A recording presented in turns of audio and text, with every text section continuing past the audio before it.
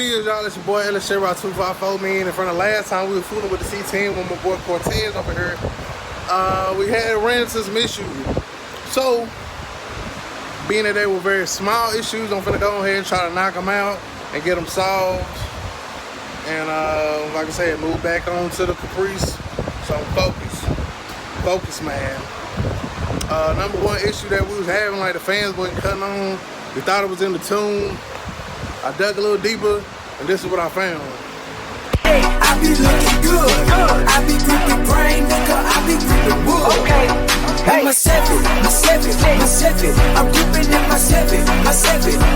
Okay. I'm bouncing in my Chevy. I'm riding in my. So I always go back and I trace the wiring. I wanted to make sure that everything was wired the way it was supposed to be. I know that the fans had worked before. So I went back, I traced everything, I pulled out the relay, looked at the wiring, and so basically what it was, this black wire, see I had it black.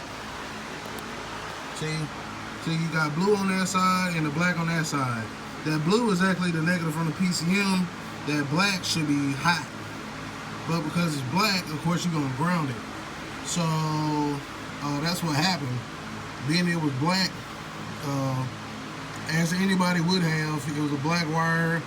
It's supposed to go to ground, and that's what Cortez did, was ground it right there. Well, what I did was took it off of there, ran it up to the positive, and let me show you what we got.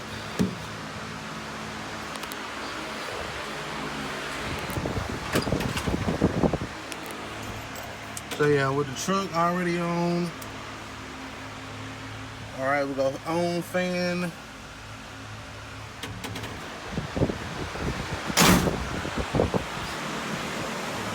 So as you can see now, our fans are working.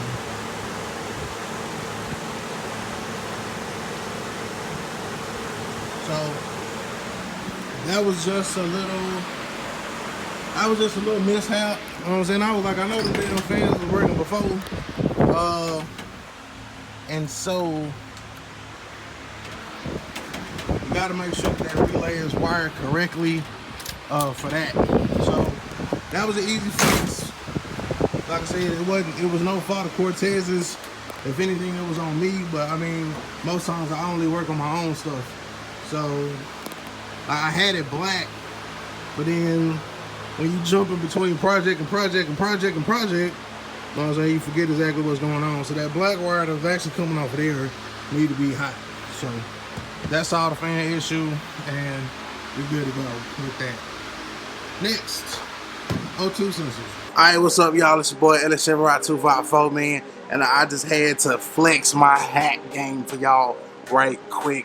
Shout out to my dog, DJ Jamalot, at DJ Jamalot on Instagram, man. So I had to flex my hat collection from at DJ Jamalot one time. Now, let's do a little montage. So, cue the music. Boom.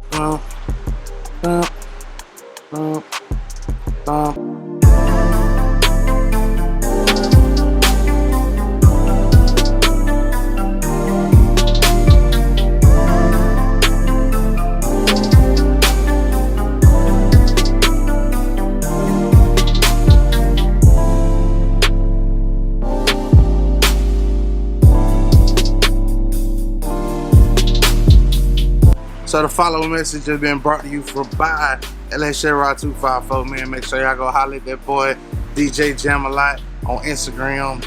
Yes, sir. Get your fitted Chevy Rider or Caprice today. I was on the food. This thing, man, got the fans working. Came back from the label that pays me. Pulled out one of the O2 sensors, and it looked like this. The one that I put in was more of the cone rounded looking one, and it seemed to be reading the way it's supposed to, whereas this one was not. So what I did, I went ahead and ordered another one. It should be here about 1:30. And yeah, I'm off today, so I ain't gotta worry about nothing like that. But I think this is the wrong O2 sensor. I don't recall what number it was that I got the first time, but it was early in my LS swapping O2 sensor career. It was actually the first time that I probably ever dealt with the O2 sensor, because when I originally did the truck, or when I originally did the car, it didn't have O2 sensors. Remember, we had the booms and all of that. As you can see here, shout out to my boy Cortez, brought this through. It's gonna be a solution for our fans and stuff. See over here, I got the relays here, and got the connector for it. So that's the connector for the relay, and that's the relay. I mean, you can get them offline, but I'm trying, like I said, I'm trying to get this stuff done before it's time. Got the seal cooler out here. Got installed a new seal for the transmission.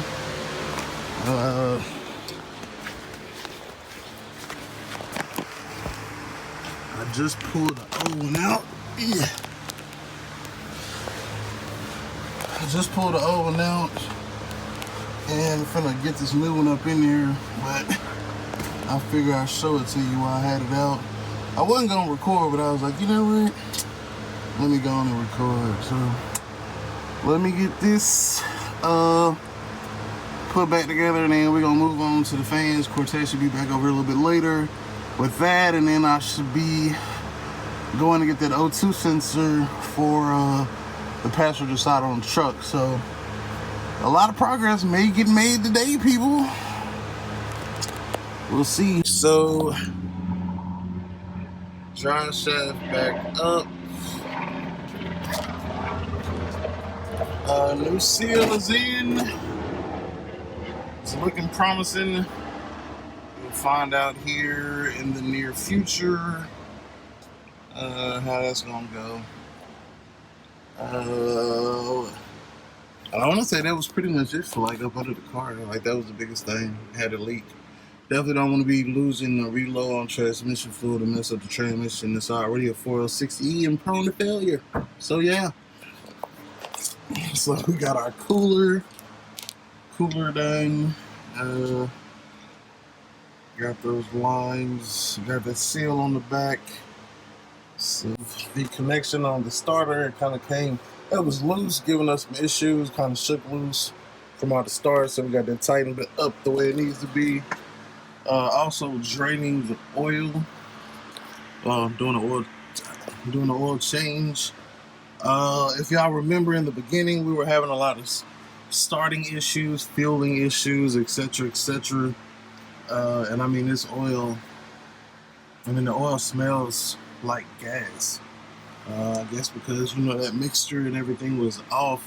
So, just to make sure that we had the best protection, go ahead, put a new filter, fresh oil in there, so we won't have no mishaps when it's time to get to rolling this stuff. So now it's about time. I'm gonna finish putting this oil together.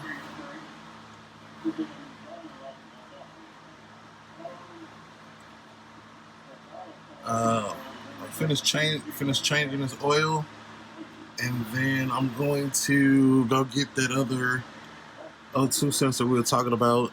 Chuck been sitting for a minute, so the exhaust should have cooled down to a point where I can get that other sensor out and then get it swapped out and see what happens. Just got back from the parts store. Picked up another one of these. Show y'all the difference, man. The ones I got off of fucking Rock Auto look like this, and the ones that I got from my local O'Reilly's, aka the label that pays me, is these right here. As you can see, they're nothing alike. So I think that might be the issue. And from what I read after doing the research for this, they said don't cheap out on your O2 sensors. So you should go with like a main brand Bosch. So that'll be for the truck. And then as you see, we got the 10 up. You know what I'm saying? Ain't no heat gonna stop us, baby. We can be productive. Yeah.